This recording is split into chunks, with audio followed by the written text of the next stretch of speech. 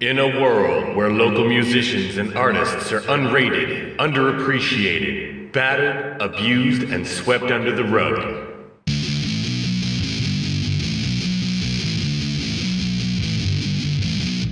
living show to show without benefits like medieval jesters.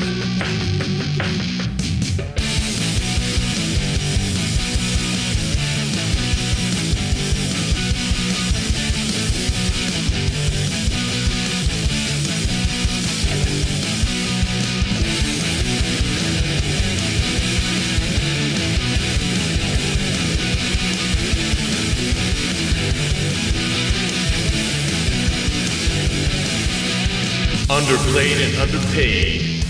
Real local music.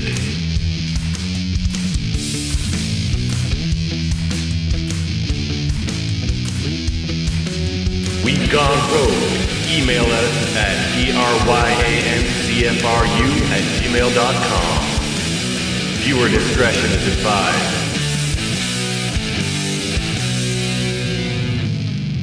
Tolerance is recommended. Welcome to another installment of Underplayed and Underpaid. This is the first episode back in the new format on YouTube, and I want to thank Derek Schaller from White Girl Wasted, who they were our last guest on the CFRU format. Screw CFRU. Thank you very much also, Derek, for creating that wonderful theme song. That was fantastic. And yeah, well, let's get on with the interview here. Today in the Underplayed and Underpaid studio, I guess. It's lovely. We got Matt Herman from the musical project Herman. How are you today, sir? Pretty darn good. How are you? Oh, fantastic. Thank you. Thank you very much for asking.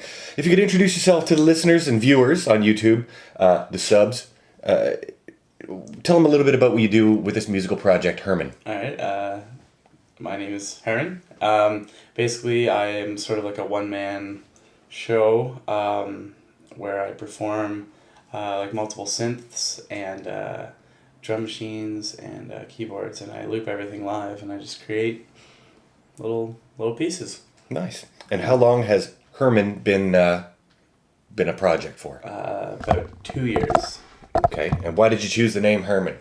'Cause it is my name. Yeah. It's just, like it's a pretty honest approach to the music. I feel like I express myself pretty naturally, and I figured what better way to title it than to just call it myself. All right. If you were to try to explain to someone what your sound sounds like, who would you compare it to, and what genre would your music fall under? I'm not sure who I would compare it to, only because a lot of songs kind of differ from each other. I don't seem to have like a particular sound. Not that that's like a good thing or a bad thing, I don't know. It's definitely electronic music. Yeah, I don't know. What inspires the music that you create? Anything and everything, man. I mean, sometimes feelings, emotions, people. I can't say I haven't looked back at like those magical first kisses that you have sometimes. You think, wow, sparks exploding, and and like maybe that'll cause a song, or like then the nasty breakup, or like your heart's ripped from you. That might be a song right there too. You never know what'll cause something. Okay. Do you come from a musical family? Not particularly. Like my youngest brother is like really musical. He's fantastic. And my parents aren't at all. But my grandmother played the accordion and the piano, which I think is pretty cool. Yeah. Can't play the accordion to save my life, but she could. So what are your musical influences then? Not coming from generally a musical family, but where do you draw your influence from? Oh, all over. Like probably some things. Let's see, some things that I really like. I love the Dillinger Escape Plan. Can't get enough. They're unreal live. If you ever get a chance, now's the time because they're stopping what they do. Sigur Rós is like another just like mind blowing experience. Or I've been really into Bon Iver lately. Shit, I've been into the Beach Boys lately. They're can't get enough of those harmonies. Yeah. I like a lot of like death metal, like Cannibal Corpse and other romantic type bands like that. What else? I've Enter the Wu-Tang. Can't get enough of that album. It really is all across the board, man. What other musical projects have you been a part of? Well, like the one most people would know is Bauja. I did that for 8 years with another guy, Elliot. What else? And then in high school, I was in multiple bands and whatnot. I got to open for Theory of a Deadman and Default when I was in grade 10. No way. Yeah, I mean, I don't like either of those bands, but What was the experience like? Kind of a bit disappointing. I don't know. I was in a band called Headstruck, which, if you look it up, you'll also realize pretty quickly that it's also the name of a gay porno. Oh. It's a hilarious title. I mean, yay. Hilarious title for a gay porno. But we were probably, I don't know, we did all right. We were kind of like old AFI or something, and we seemed to do pretty well. I don't know, just like different projects like any adolescent teen would go through, growing up, right?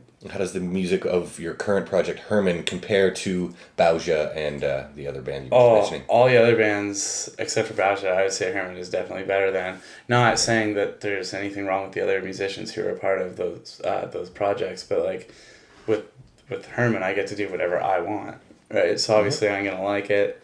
I really enjoyed Bauja. I really liked the just the quality of the sound that we had. Like Elliot did all of our mixing, and like I just couldn't get enough of his talents. You're talking about it in the past tense. Does that mean that Bauja is no longer? It's on a hiatus right now. We're not really sure what the future will bring for us. We kind of took a lot out of ourselves. It was like an 8-year thing, 5 albums. We got to work with some big names like Juno winners, Grammy winners, and I don't know. It just got to be a lot for us. I think it took too much out of us. Well, I hope it comes back together. Me too. Are you working on a recording for Herman?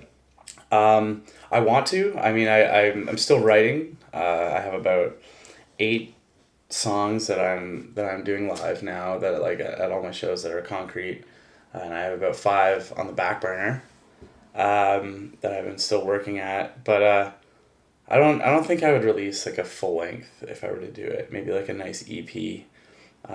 With my favorite songs from what I've written, but it's expensive, especially when you're the only guy in the band, right? And you're looping everything, so you'd have to play every single riff like independently while you're recording it, so it would take a lot of time. But yes, there is something that I've been working on. I'm looking forward to doing. Fantastic! I can't wait to hear it. Yeah, me too. Where have you performed as Herman? Only in Guelph as Herman. My first show was at a headlining spot at District, and I played District again for Game Fest, and I played at Van Gogh's, and I've also played at the Third Floor Lounge at Van Gogh's. I've seen you twice. How'd you like it? That was great. Thank you. I got to crawl up real close and sit down on a couch on the opposite side of everybody. It was like it was my VIP own show. seats. Yeah. And I mean, I was really fascinated with the sound and the speed that you actually move. It's pretty cool. And thanks, man. we're going to give the listeners and the viewers a little taste of your music coming up shortly. Sure. Who have you shared bills with that you can remember? Voltang. Those guys gave me my the first show, and they gave me that headlining slot, which I thought was kind of cool. Good group of guys, nice dudes, good music. They kind of have a bit of like an Every Time I Die sort of sound going on, which I love that band. So, who else? Monarch Woods played at that show. It was a relatively heavy lineup. Who else have I played with? I played at Game Fest, so I played with I think it was Boar, who played after me, and You the band. Mm-hmm. I played with Derek Schaller was he was the vocalist for Boar that night. Yeah, right? I actually really like him in that band. That was my birthday. Oh gosh, you made it feel like it was everybody's birthday with how much fun you had that night. Oh, thanks. Yeah, no, that was a good night. Belay thought he made note of how funny I look when I dance. Yeah? Yeah, I love Belay. Belay's awesome. He's a good dude. Yeah. What's your favorite local band? Probably Run with the Kittens. Can't get enough. And that's They're a not Toronto like band. that local. What's your favorite Guelph band? Or Quad City? Do Tell. My brother's band. Cool. Yeah. Great shout out. Hopefully we can That worked out, eh? We can have Steven on the show and maybe his whole project. Yeah. Moving on here. Is there an online page for Herman? Like, do you have a profile page on Facebook? Yep, it's just called Herman. I was actually trying to find it. Really? But I was looking it up on my phone. Oh, the URL is Experience Herman. Experience Herman. Yeah. I see. Okay. Well, thanks for that. No problem. What do you have any upcoming gigs? Not right now. I've been back into the writing mode, but I also am doing a few repairs on some of my synths right now. So I've actually had to turn down a few, which I don't like doing. Let's talk about your setup then. Okay.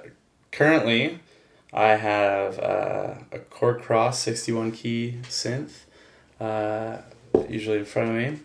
And then to my left, I have a Roland JX3P. I love that thing. It's from 1983. Not easy to repair. I also have like a little Omnichord, which I was actually showing you the other day. Mm-hmm. I love that thing. And I have my 6-string Schecter Stiletto bass, and I throw them all into a mixer and into my looper. And that's what I have right now, but I'm actually saving up for more stuff. Right. Cooler stuff. How about at this point we give a little taste of your sound to the viewers and listeners and the subs? Sure. All right, on Underplayed and Underpaid, this is Herman, and the song is called? Sittarded. On Underplayed and Underpaid YouTube. I'm just used to doing the online calls. So That's here you go. Enjoy.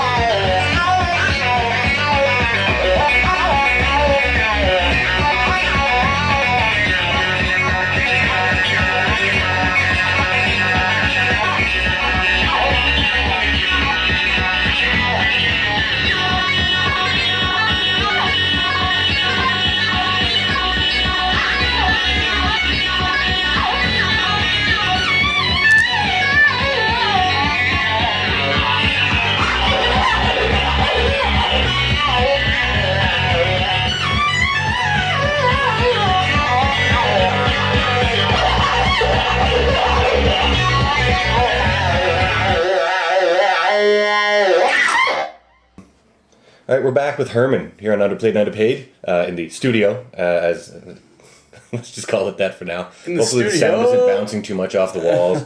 Hopefully, yeah, my dartboard foam is soaking up a lot of the reverb. Eh? Oh, yeah. E, bud? Hey. You throw darts? All the time, bud. Yeah? Let's throw darts sometime, eh? Just throw darts 180 every time. They got two boards down at the Jimmy Jazz, eh? Do they? Yeah. Shit, that'd be dangerous. It is, well, they're right by the washer too, so Yeah. everybody's walking by. Ping! There hasn't been an accident yet, I don't think. What do patrons expect to see and hear at a Herman performance? I know that we just put the video up there of you doing Started, but what more like smoke, lights? With that song specifically, like I actually only use one of my synths in that song. I actually like wrote it before I got all the other stuff. So obviously you'll see me utilizing all the other instruments. Usually not one at a time. I find a way to bring them all in. But I think that if people were to see me live, and I don't want to sound cocky by any means, but the goal of this project was to kind of accept myself instead of pushing these feelings away and just kind of maybe open up with them. And so I always try to view it like I want to be seen as being in my natural habitat. So when people come to see me, I don't want to be affected by the fact that other people are watching me. And I try to thrive off of that no matter how nervous I can get sometimes. But I think that people will see a guy just opening up himself, regardless of the fact that they're there watching me. What is your creative process then? Do you come up with a do first and then add to it, or do you start with a metronome and go off of that? I mean, there's endless possibilities, which is what I like about music, right? Sometimes I'll write a song in my head and then I'll go home and I'll learn it, and that seems to work. Other times I'll go to my piano first. Maybe I'll have a certain feeling that I'm going through that day, or maybe one that I'm not even feeling that I want to pretend like I'm feeling or whatnot, or capture.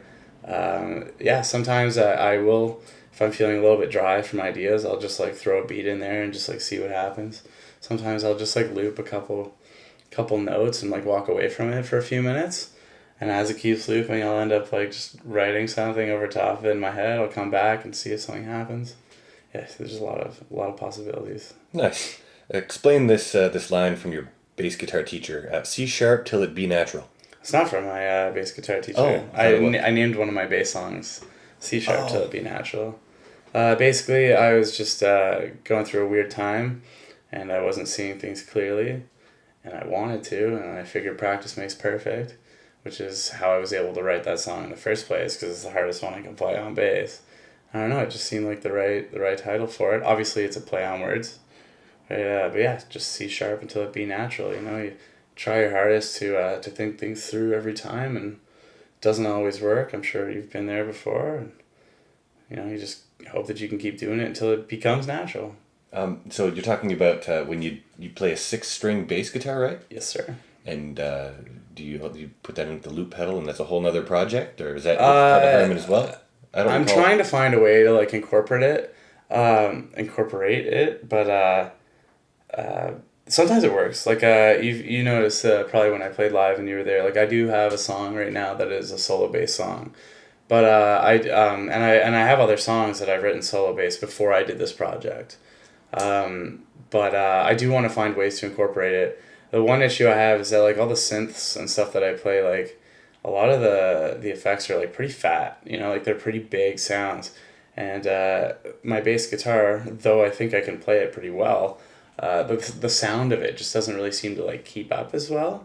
So like I've been looking into like different pedals and like whatnot to like try to like find a way to make my bass just a little more accommodating with like the rest of my setup. So it's coming along. I still have songs that I want to get back into the Herman project. It's just a matter of finding a way to do it, right?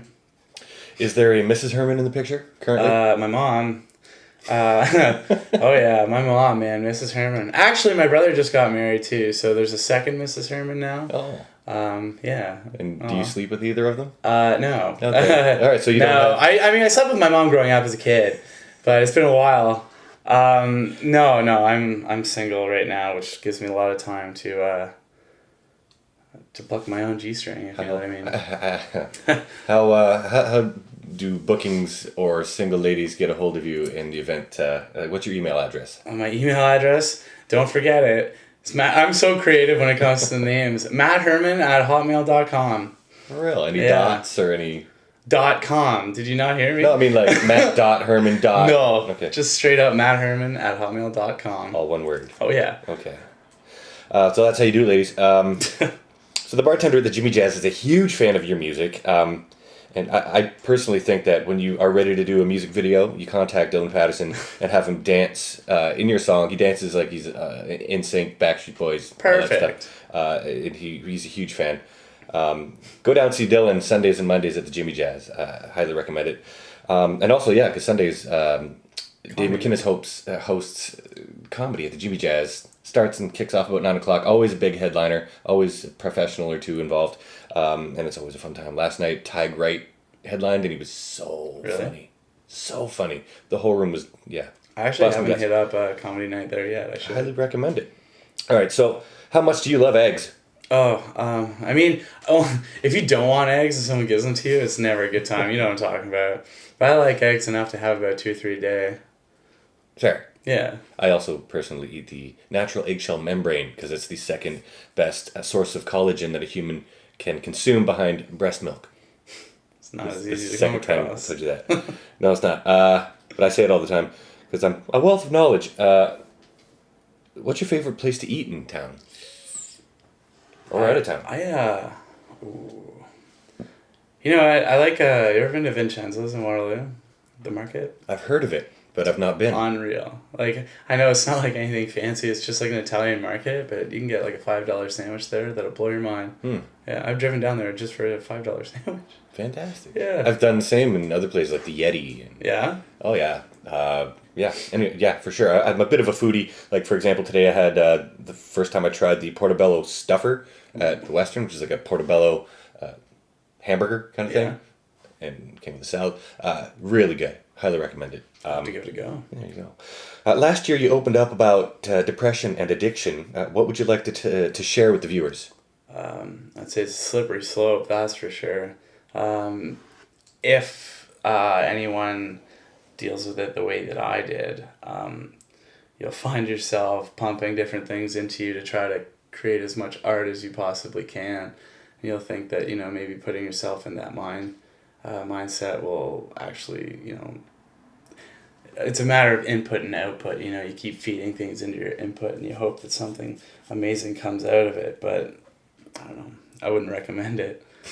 Get help if you need it. Yeah. That's what I did. So that goes to everybody. If you're feeling down, man, don't be silly. Don't hurt yourself. that's right. Yeah. Are you physically active? Do you work out? I do. Yeah. You go to the gym, or do you have a little setup at home? I go to the gym. Yeah. Actually, this year I'm trying to run 1,000 kilometers by the end of the year. It sucks. It really sucks. It's really hard.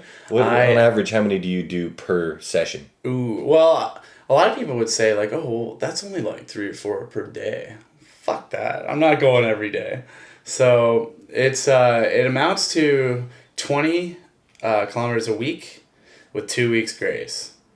So right now I'm about 10 kilometers ahead of schedule. That's good. I haven't gone below schedule yet, but it's been tough. Yeah. Yeah, it's gonna happen. Do you have any other hobbies besides music and working out? When Well, I have I know you time. like to collect, I'm a you collect. goalie. I'm a goalie. Oh, I play goalie in a hockey league. I love it. Lets me be really fast, and it's you're the last line of defense. I love it. I love hockey. I don't know what my other hobbies are. I enjoy reading, writing. Obviously, like I write like lyrics for, like more of like singer songwriter approached songs. I watched like an hour or so of TV before bed. Such as? Oh my god. Well, once I've done something, like I usually just like rip through something and then I'll go to something else. I've been back on Letterkenny again, and I know that you love that show. Can't get enough. Pert near bud. Oh, I know, it's so good. I was like crazy on Breaking Bad. I think I've gone through the entire series 3 times, and I won't be going through it again. So you're watching these on Crave TV? No, I just load them up on my computer. What else? I always like The Office and Arrested Development. There's a new show out being produced by Jim Carrey about the stand-up comedy scene in the 70s. Oh, really? And I think it just dropped on the 4th or the 5th of June, 2017. What's it called? I'm not sure. I'll have to look it up. But Hey, if it dropped on the 5th, that's today, man. well, there you go. If it dropped on the 4th, it was last night. Good. That is true. This is true. Okay, so let's move on. Since we're already talking about Jim Carrey, Kathy Griffin in the news recently for taking video of herself holding what is a replica of the severed head of Donald Trump. What are your thoughts on this move by a comedian?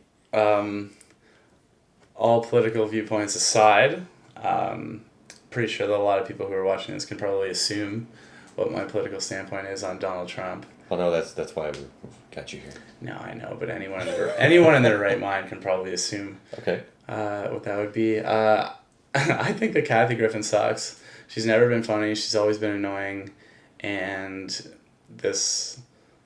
I mean, sure, it might have been it was offensive, but even if it wasn't, it's still not funny. I don't know. She's trying too hard to be relevant, and she's just not. But that's my opinion. Fair. Totally fair.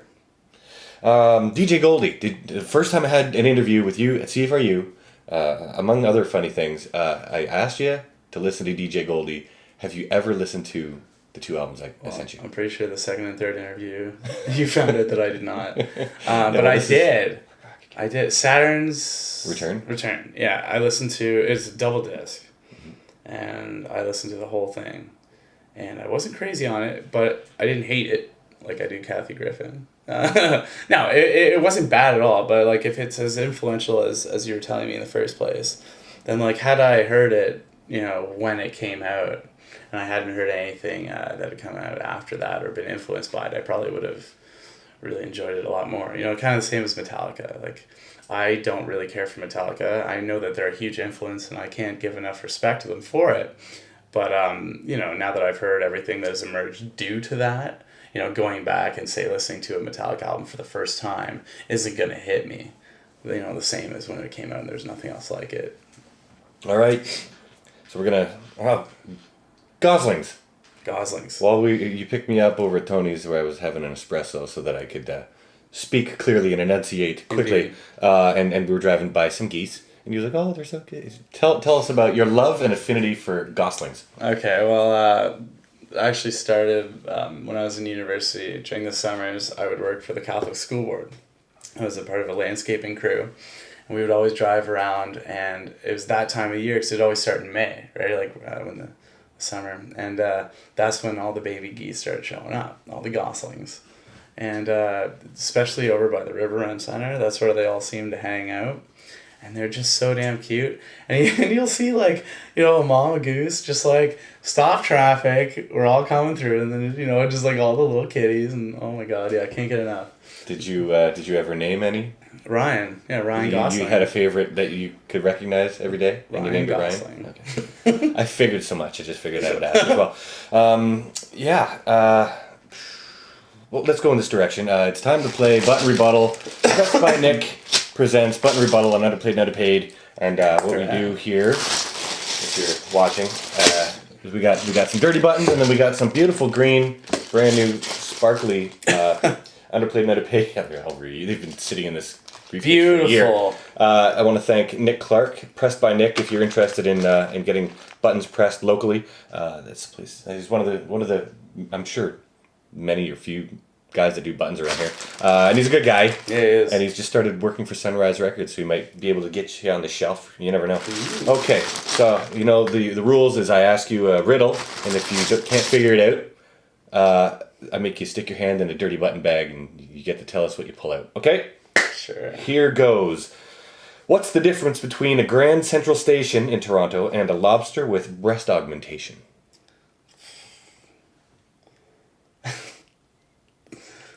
Fuck, man. All right, let me see. I think about this a lot, actually. I'm going to start opening this. Yeah, you might as well, because I don't think I'm going to give you a satisfactory answer. Nope. I don't know, man. I think I would enjoy checking out the Lobster more so than checking out Grand Central Station, because it could be packed in there. Well, the answer is one's a busty crustacean, the other's a crusty bus station. Ooh, I like that. Stick your hand in the filthy bag. Damn it. All right, and what do you got there, Herman? Just a straight up butthole. Just a straight up butthole. Woo! That's one I wanted too. And it's scratch fitting, and sniff. Totally fitting because today is the 3-year death anniversary of our good friend Uncle Anus, who I went to his place to return his computer to him, and there was police everywhere. Sadly, sorely missed. You can also go on the YouTube page there. Go to YouTube and look up Uncle Anus, Underplayed and Underpaid, and you get to hear his last interview that he did with us, which was a fun time. I listened to it today. Yeah. It was actually really... it's when you revisit things like that, you just kind of, oh, wow, I forgot about all those things. Yeah, it really takes talks you about back. the history of punk scene in the Quad City. Yeah, so cool.